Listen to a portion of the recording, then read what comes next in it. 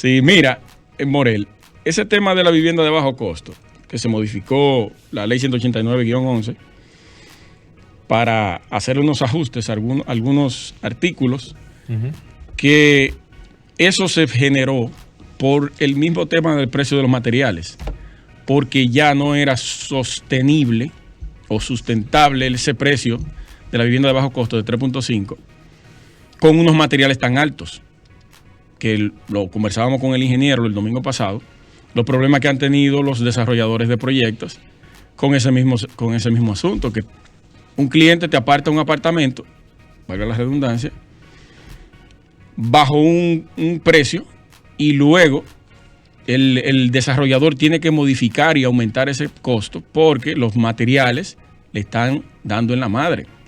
Entonces eso es un tema que yo creo que por ahí que va el asunto. Es correcto.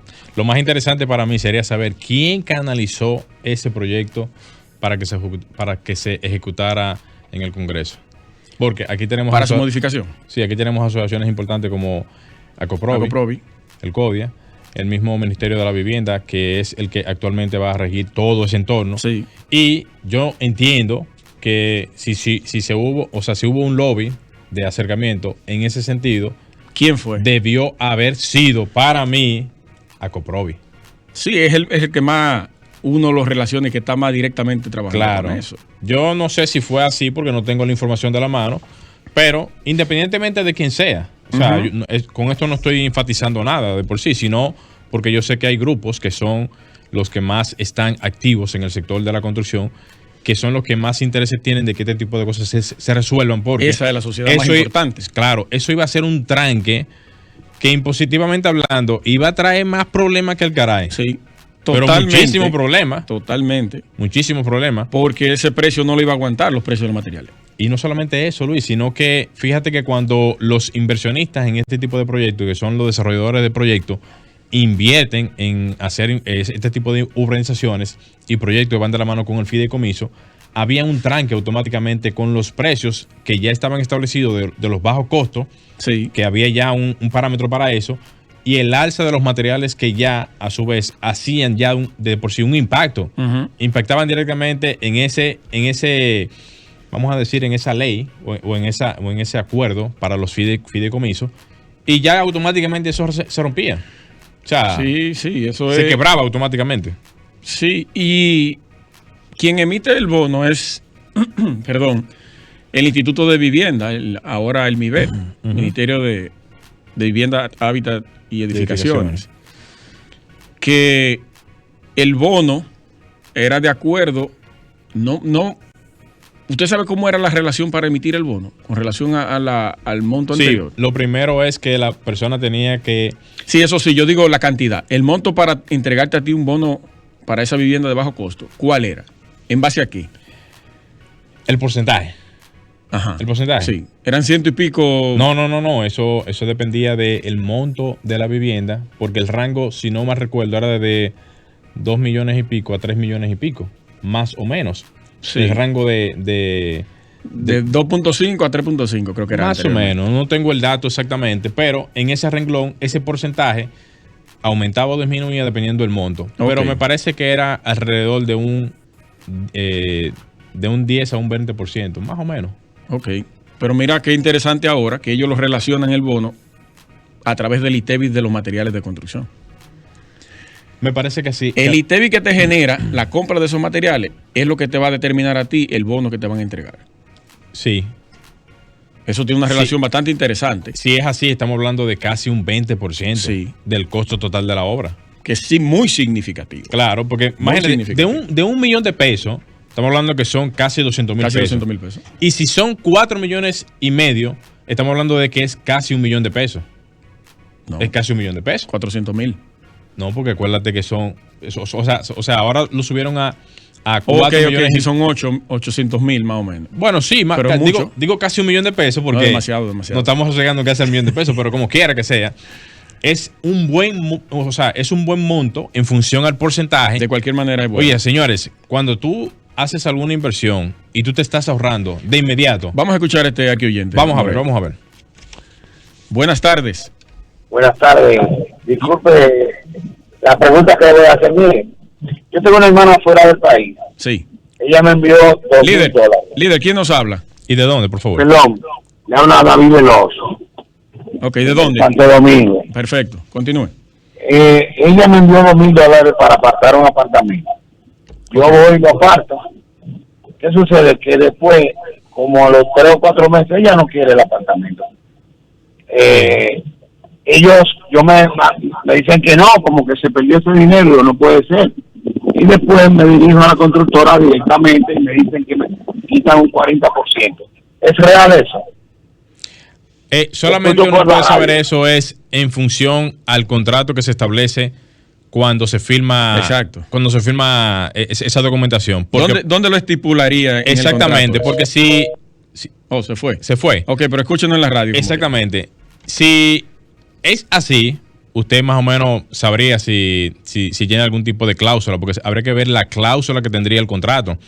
Si no es así, entonces llame de nuevo y corríjanos en ese sentido. Pero si el contrato, porque se supone que uno tiene que firmar algún contrato, algún recibo, alguna información que diga las cláusulas que pone esto, si lo dice, bueno, pues de antemano ya estaba estipulado. Ahora, si no lo dice en ningún lado, usted tiene el derecho de reclamar eso, ¿eh?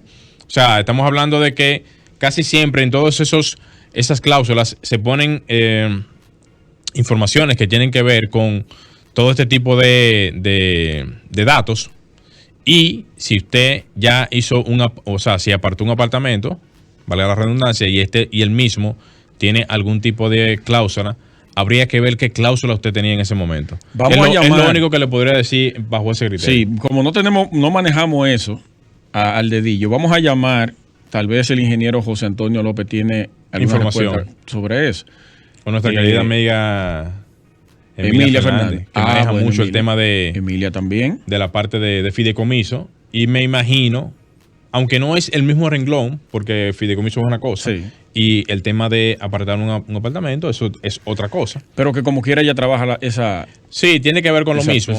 Pero yo entiendo que como lo voy a retirar de nuevo, si hay alguna cláusula que lo diga, sí es válido. Ahora, si no hay nada que diga sobre eso, entonces ya usted tiene el derecho de exigir a la constructora o a los desarrolladores que le devuelva el dinero, tal cual como usted lo está diciendo. ¿Lo llamamos ahora a Franklin o lo dejamos para después de la pausa? Ok. Franklin está haciendo contacto con el ingeniero. A ver si nos puede dar respuesta de eso, porque es muy interesante. Mira, lo tenemos ya. En la 2. En la 2. No la veo aquí. Ingeniero. Salud. Sí, buenas tardes. Hermano, ¿cómo tú estás? Bien, gracias a Dios, y ustedes. Todo bien, todo bien. Te agarramos fuera de base. Un poquito, sí, pero aquí estamos. No, pero está bien, está bien. Sí. Agradecemos como quiera tu disponibilidad para una inquietud que tenemos ahora mismo aquí en el programa, que surgió justamente sobre un arqueoyente que nos llamó y nos hizo una pregunta, y por eso quisimos llamarte para ver si tú nos pudieras arrojar un poquito de luz. Y la inquietud era la siguiente. Él nos preguntaba sobre si las constructoras, al momento de solicitar un avance inicial para la adquisición de un apartamento, si esta adquisición luego, posterior a eso, si el cliente decide cancelarla, si hay algún tipo de sanción o, digamos, costo que vamos a decir que se le... Para poderle reembolsar el dinero. Para poderle reembolsar el dinero. Le hacen un descuento. Pero si se le hace algún tipo de descuento. En el caso de él, no se lo querían devolver el dinero. Él dijo como un 40%. Un 40%. Sí, eso normalmente lo que se hace en ese tipo de casos, los proyectos inmobiliarios, es que se firma un contrato de promesa de venta. Se supone que en el proceso de construcción todavía no existe la unidad inmobiliaria para vender el apartamento, la casa, todavía no está construido, no hay título. Entonces lo que se hace es un contrato de promesa de venta. Se supone que en ese contrato tiene que estar establecidas las cláusulas en caso de que una de las partes, en este caso el comprador, decida rescindir la operación. Normalmente la mayoría de las empresas inmobiliarias establecen algún tipo de penalidad, algún tipo de retención.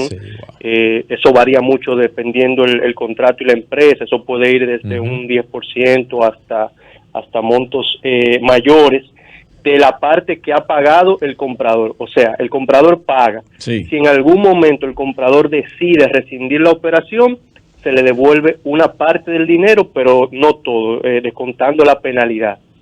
Igual también normalmente se estipulan intereses por atraso en los pagos. O sea, hay una serie de cláusulas en el contrato que sí es bueno que al momento de adquirir o interesarse en adquirir una propiedad, sí es bueno que el comprador estudie bien el contrato para que tenga todo eso claro. Excelente, mi hermano. Importante. Excelente aclaración. Esperemos que el señor esté en sintonía escuchando la respuesta. Claro que sí. Y pueda entonces verificar el contrato que él firmó y percatarse de que las cosas van como él. Lo que no debería suceder, y escúcheme que lo interrumpa, lo que no debería suceder es que ellos se nieguen a hacer algún tipo de devolución en la operación. Claro, o sea, se supone que eso todos sí. esos contratos deben tener cláusulas de salida en caso de que el comprador decida cancelar la operación. Perfecto. Excelente. Muchísimas gracias, ingeniero José Antonio López. Siempre a sus órdenes. Sí, te esperamos por aquí pronto. Claro que sí, si Dios lo permite. Ok, bien. Señores, vamos a hacer una pausa y regresamos. No se muevan. Estás escuchando Arquitectura Radial. Ya volvemos.